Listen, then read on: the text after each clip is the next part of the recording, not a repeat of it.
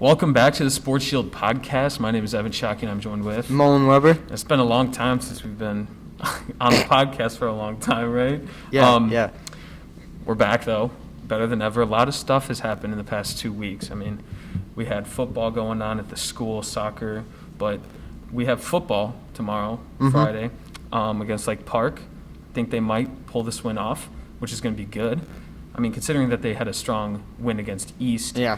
And last week or week before they played Batavia, which, I mean, they couldn't do much of anything. Yeah. It's the number one ranked team in the state. So good luck to them, right? I mean, do you have anything you want to say on that? Yeah, I mean, last week Batavia, you can't expect much from them. No, you can't. But this week, I think they'll be able to pull it off. Of course. I mean, they have such a strong defense on the Geneva team, Yeah. which I think is very key to them winning. Good luck to all of them. And moving on to soccer, we had a game last night. I attended that. 1-1 against Batavia. The same score as they played the other time they played Batavia. They had Trent Giansanti score. I mean, he's just a great player. Yeah. Everybody on that team is a great, strong team. I think they're 6 wins, 6 ties, and 2 losses. So they're doing pretty solid. Yeah, that's pretty good. Doing really good, I think. Yeah. I mean, that's good for them. Congratulations to them. Volleyball last night won in 2 sets against North. Volleyball, pretty good. Yeah. They're doing solid. They've always been solid. Volleyball's always good. Volleyball's always been good. Yeah. So good to see them winning out there. Congratulations to them as well. And moving on to some lacrosse news. I mean, we have a game next week against Wheaton Warrenville. It's going to be a tough game.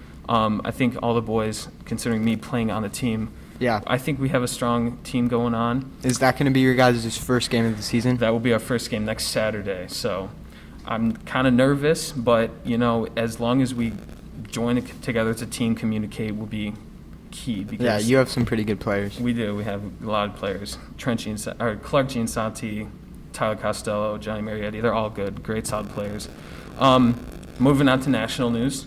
Mullen, March Madness finished up last week. You want to talk about that? Yeah, so Gonzaga and Baylor were in the championship for March Madness. Gonzaga was going for the first perfect season since 1973, but they couldn't pull it off. Baylor ended up winning almost by 20. Yeah. And I feel like a lot of people didn't have that happening. A lot of people either had Gonzaga or Illinois winning. Yeah. Baylor was a very underrated team. I Yeah. mean, not an underrated team, but Not many people exactly picked them to win. very strong team, and good for them that they were winning that. I mean, it's been a crazy March Madness this year, considering COVID and everything. And a lot of upsets. Illinois got out against Loyola. I mean, just crazy amounts. That's all we have for March Madness. Great year, though, I thought. Moving on to NFL, Sam Darnold got traded to the Panthers. Sam Darnold's a really underrated player, in my opinion. I think that's a good move. I think so. They needed a new quarterback, and hopefully at the Panthers side, Sam Darnold might be a franchise quarterback. I don't think he's had enough time to shine in his Jets days with Adam Gase and everyone. Yeah, just bad organization. Yeah. So hopefully I think he's going to have a bright future. They need to kind of get more wide receivers, so maybe they could draft some, but they also did trade away a lot of draft picks for Sam Darnold. Moving on, we have more games for the NFL season. They passed that. We're going to 17 games instead of 16, which is going to be – I love that because I feel more football. Exactly, more football. Who doesn't love more football, right?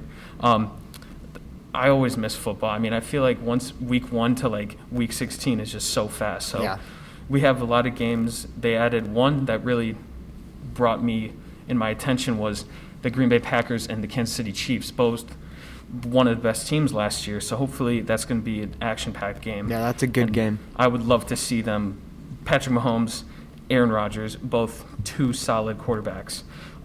Chiefs, speaking of them, also proposed a number changes for all positions. So that would mean that, say, anybody who played in college, they could go back to their college number. It doesn't matter what position you play. Odell can go back to his number. He could be number 1 if he wanted to. He could. And I love that move. I just think... I never got why it was a rule in the first place. No, I didn't either. maybe just more organized. Yeah. I don't know. But I love to see that, and I think the players are going to enjoy that too. They have more of a freedom to go back to their college days, anything like that.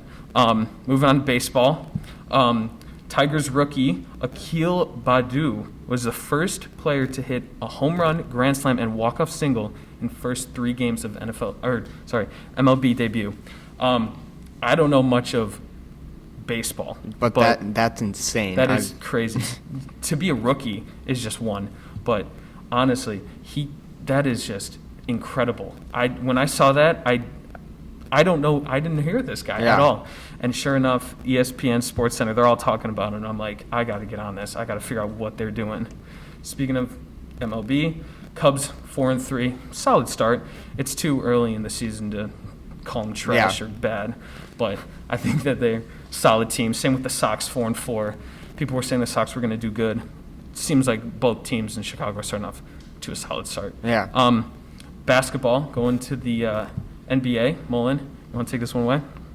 Yeah, so in the Western Conference for the NBA, surprise this season, the Utah Jazz are number 1 and the Suns are number 2. It's just a weird season. Mm-hmm. Like last year, the Suns didn't even make the playoffs, and now they're number 2 in the West, which is crazy. So I think Chris Paul I think this just like solidifies him as like a Hall of Famer, because every team he's been on, he just forms them into a playoff team. Yeah, of course. And Devin Booker is on that team as well. And I think this is going to be a good time for him to shine in the playoffs. I feel like Devin Booker is a really solid player, athlete. He's always been overlooked throughout his career, too. Of course. KD is back after his injury. Kind of popped off the past games for the Nets. Missed 0 shots in his debut. I mean, it's crazy. The Nets are just a stacked roster. They're starting 5. I mean, it's crazy how much they could turn around. I don't know if we talked about it on this podcast, but they signed Aldridge. They signed Aldridge. I don't know if we talked about that on this podcast, but that was a crazy move. I mean, they have everyone. Kyrie, Blake Griffin, KD, they're looking solid. They're looking like 2016 Golden State out here. I mean, really, they're just making moves that is just phenomenal for them. Back to going to NCAA basketball, Roy Williams, who was the North Carolina coach, retired, and now they're hiring Hubert Davis, who's the first African-American college basketball coach, correct? First African-American North Carolina basketball coach. North Carolina, my bad. Good for them. I mean, I think, did they do good in the March Madness? I don't believe. I think they're an 8 seed in this March Madness, so I don't think they did good. Okay. But it was an off year for a lot of teams. It was a very strange year. Yeah, Duke, yeah. Kentucky. Of course. All right, moving on to my expertise over at lacrosse. You guys, there's a lacrosse league that joined up about 2 years ago, called the PLL Professional Lacrosse League. I just wanted to touch up on some things that are going. They now have 8 teams. They added the Cannons, which was kind of a join between the PLL and the MLL, which is the Major League Lacrosse. So I think that's going to be a great move, because now they're kind of mixing all the players together. So a big name that I saw, a couple big names, Paul Rabel, who actually founded PLL, got traded to the Cannons. So I think they're going to start building up that Cannons team, which would be impressive by them. Chris Hogan, who was a Super Bowl winner with the Patriots, wide receiver, he retired this year, and he's now getting drafted into the the PLL. And I think that that'll be a great thing. I loved watching him in college just to play lacrosse. Lyle Thompson, really dominant player. I think that it'll be just a fun time. All right, that is all we have for today on the Sports Shield podcast. Thank you for listening, and we will see you guys next week. Thank you.